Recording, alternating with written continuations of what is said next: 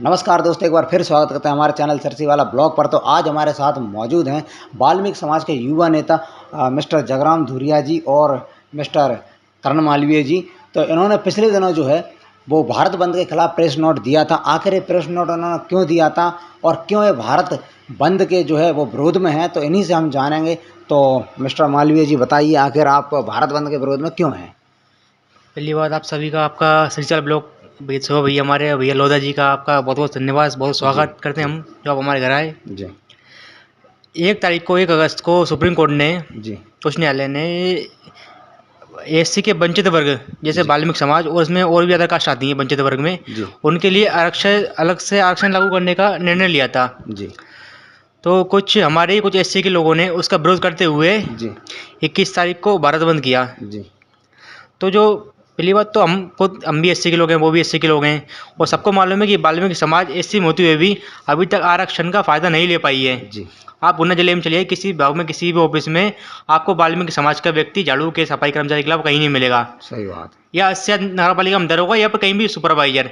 इसके जी अलावा वाल्मीकि समाज का व्यक्ति आपको कहीं नहीं मिलेगा सफाई के अलावा कुछ भी काम करते हुए। जी तो वाल्मीकि समाज के व्यक्ति उस आरक्षण का लाभ नहीं ले पाए हैं।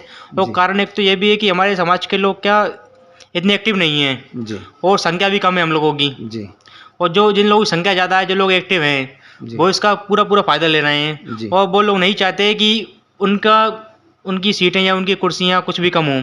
जी अगर हमें वंचित वर्ग में आरक्षण मिलता है तो उससे हमारे लिए रिजर्वेशन मिलेगा, जी जिससे हमारे विधायक बन सकें, जी अलग से हमारे सांसद बन सकें, जी हमारे लोग राजनीति में आगे बढ़ जी सकें, सरकारी विभाग में नौकरी में आगे बढ़ सकें। जी पर लेकिन कुछ वर्ग हैं वो नहीं चाहते कि हम उनकी बराबरी से बैठें, बिल्कुल बिल्कुल। तो इसीलिए उन लोगों ने भारत बंद किया। जी और आपको आगे की जानकारी हमारे बड़े भाई जगराम धुरिया जी देंगे। जी जगराम तो कहने का मतलब ये है कि भारत बंद के जो है वो आप किसी भी प्रकार से जो है वो समर्थन में नहीं है। बिल्कुल नहीं है, तो हम और हमारा वाल्मीकि समाज भारत बंद के बिल्कुल भी समर्थन में नहीं है। बिल्कुल बिल्कुल। तो धुरिया जी क्या कहना चाहेंगे आप? जी, सर्वप्रथम तो आप लोगों के लिए बहुत-बहुत आभार। समझ जी मीडिया कर्मियों के लिए आभार है हमारा, जी और कोटि-कोटि उनके लिए धन्यवाद भी है हमारा कि उन्होंने हमारी इस बात को सबके पास पहुँचाया। और सभी को नमस्कार। भारत बंद का विरोध हम लोगों ने इसलिए किया कि हमें पता है कि आज भी हम एससी वर्ग में आने के बावजूद हमारा जो स्तर है नहीं सुधरा है। हमारा स्तर आज भी हमारी समाज को घृणा की भावना से देखा जाता है। और दूसरी बात कि विशेष जो एससी में जो समुदाय समाज आती हैं, आप उन्हीं को देख लीजिए। अगर मान चलिए आप कोई जनरल कैटेगरी वाला, जो ओबीसी कैटेगरी वाला कोई हमें जाति सूचक शब्द बोलता है जी तो हमें बुरा लगता है, हम उस पर इससे एट्रोसिटी लगवा देते हैं। जी ये अगर जाति सूचक शब्द जो एससी के वर्ग के लोग हैं वो भी हमसे, मतलब कहना चाहूँगा, भंगी शब्द अच्छा नहीं लगता, फिर वो हमको बोल देते हैं, हमारे समाज को बोल देते हैं एससी वाले। जी तो मैं पूछना चाहूँगा इसी माध्यम से सुप्रीम कोर्ट के उसके ऊपर भी लाना चाहिए फैसला कि बिल्कुल बिल्कुल। इनकी जाति को भी एक जाति सूचक गाली दी जाती है, तो इन पे भी मतलब एससी मतलब वाले। आपका कहने का ये मतलब है कि जो ऐसी कैटेगरी में आते हैं वो भी जाति हाँ, जासूस शब्द बोलते हैं हमारे से जो समाज है के वो लिए, अपमानित कर देते हैं अपमानित कई कर बार। देते हैं कि जी मतलब, तो हम लोग कह रहे हैं इस पर विशेष ध्यान दिया जाए। प्लस आरक्षण की बात आती है, तो जो आरक्षण दिया था सुप्रीम कोर्ट ने फैसला दिया हमारे पक्ष में, तो हमारी समाज जो वंचित समाज सबसे हुई, जैसे कि देखा जाए अंतिम छोर का व्यक्ति हमारा वाल्मीकि समाज का बेटा है, क्योंकि वो कोई बिजनेस कर सकता है, तो बिजनेस करने के लिए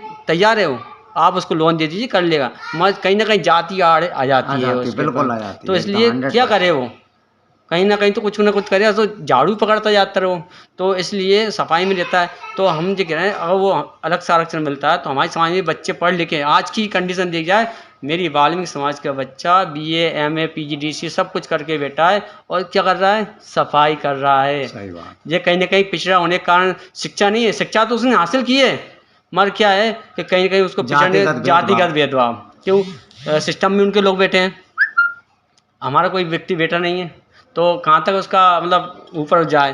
तो इसलिए मैं माननीय जो न्यायमूर्ति बोलूँगा, उनके लिए न्यायदाता हैं जिन्होंने हमारी समाज का बारे में सोचा है, और उन्होंने बोला कि 7 जो न्यायाधीश थे उनको भी बहुत बहुत धन्यवाद देना चाहूँगा कि हमारी समाज के बारे में सोचा, उन्होंने आरक्षण के लिए क्रिमिनल लेजर के लिए तैयार किया।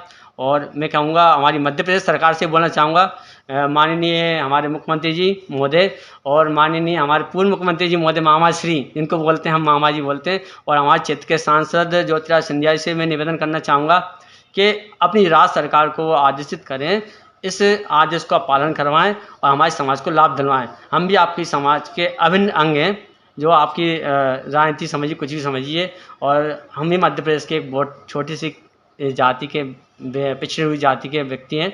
हमारी तरफ ध्यान करें। माननीय मुख्यमंत्री महोदय सिंधिया जी और मामा श्री, इसी के साथ में अपना वक्तव्य। जी, बहुत बहुत धन्यवाद। जिस प्रकार से आपने सुना, आज भी लोग जो है वो इस प्रकार से भेदभाव की नज़र से देखते हैं वाल्मीकि समाज को, तो बिल्कुल इनका कहना सही है, मैं भी इनसे सहमत हूँ।